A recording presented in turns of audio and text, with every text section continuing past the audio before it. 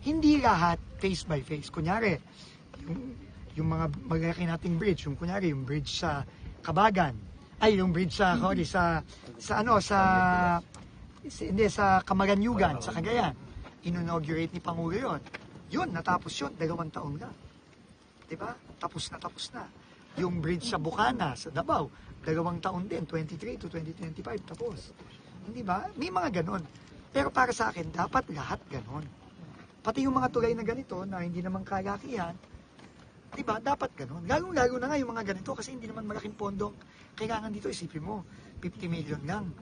Hindi pa mapondo ng buo. Diba? Hindi, mali yun. So, kailangan talaga, So, hindi to ghost project. Hindi to ghost project, kasi sinimulan to nung last year, 2025. Ang pondo 30 million nga. Ito lang ang kaya ng 30 million. So, ito lang yun. Ngayon, dadagdagan na natin ang pondo. In fact, wala nga daw pondo to ng 2026. Wala. So, buti na lang may savings tayo ng 2025. Gagamitin natin ngayon dito para matapos na. Para naman magamit naman ng mga taga-pidig. Diba? Yung mga barangay natin dito. So,